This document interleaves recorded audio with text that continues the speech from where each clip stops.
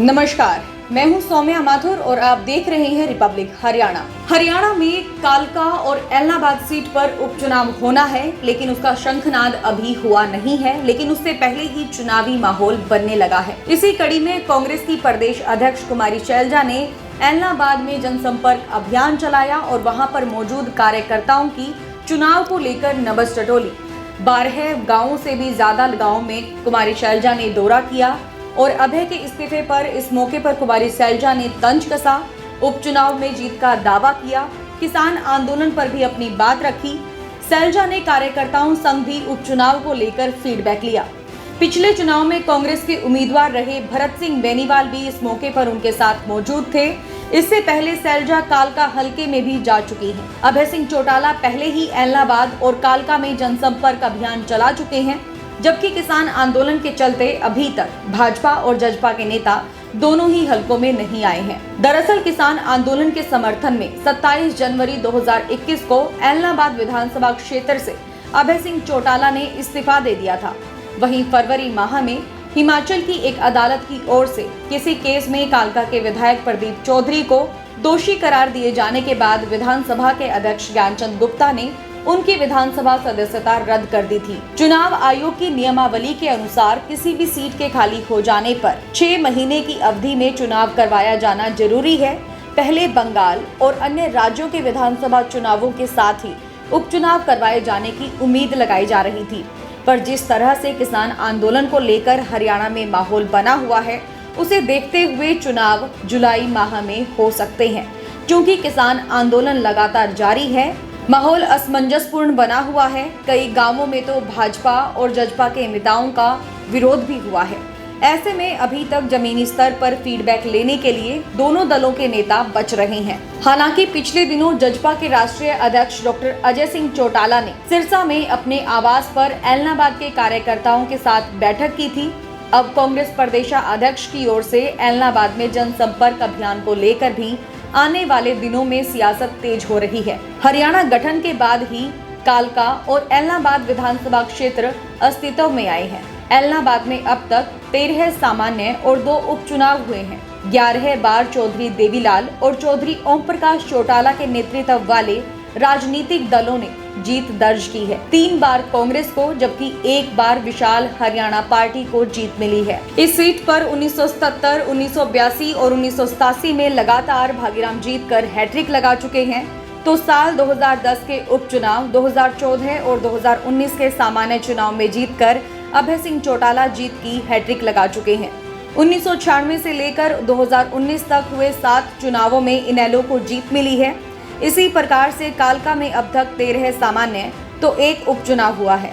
यहाँ पर 8 बार कांग्रेस, 3 बार इनेलो, 1 बार भाजपा को जीत मिली है, तो 2 बार आजाद विधायक निर्वाचित हुए हैं। साल 1993 के उपचुनाव के बाद 1996, 2000 और 2005 के विधानसभा चुनाव में जीतने वाले चंद्रमोहन बिश्नोई यहाँ पर जीत का चौका लगा चुके हैं।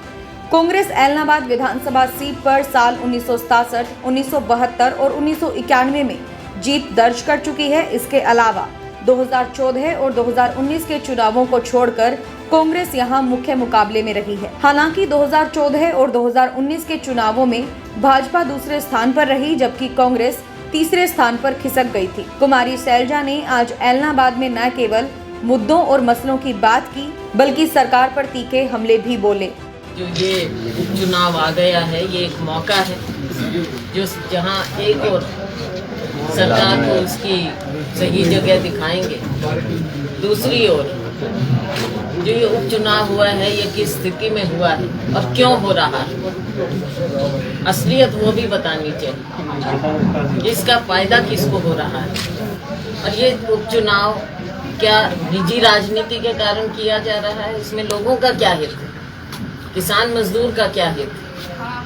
कांग्रेस पार्टी के लोग पूरी तरह से उत्साहित और आम लोग भी यहाँ के एलनाबाद हलके के पूरी तरह से उत्साहित हैं और हमें पूरा विश्वास है कि जो आम जन की आवाज़ है कि अगली सरकार कांग्रेस पार्टी की बने, उसी के तहत यहाँ के लोग इस उपचुनाव में भी कांग्रेस पार्टी का साथ देंगे और हमारे लोग कांग्रेस पार्टी के लोग अच्छी तरह से मजबूती से ये चुनाव लड़ेंगे और जीत हासिल कांग्रेस पार्टी ने आपने देखा हमेशा लोगों की आवाज़ उठाई। आज के दिन आप देख लीजिए जब सबसे ज्वलंत मुद्दा है किसान मजदूर का है।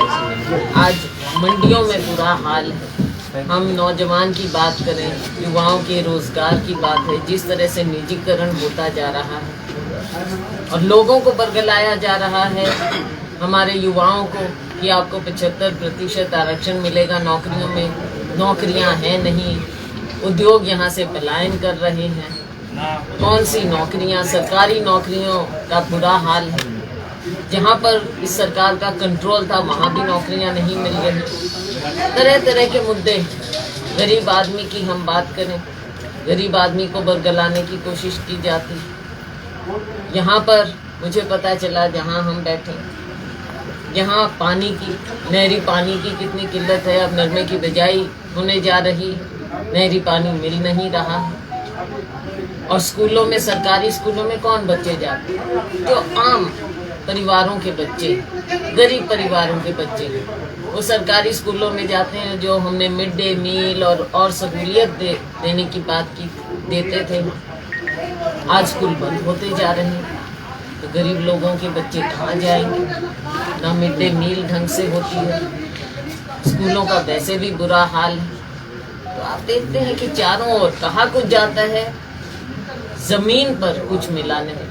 तो चाहे लोकदल की बात करें, चाहे भारतीय जनता पार्टी की बात करें, कौन किसकी मदद करता है वो आपके सामने नजर आता है। केवल कांग्रेस पार्टी है जो लोगों के लिए खड़ी है।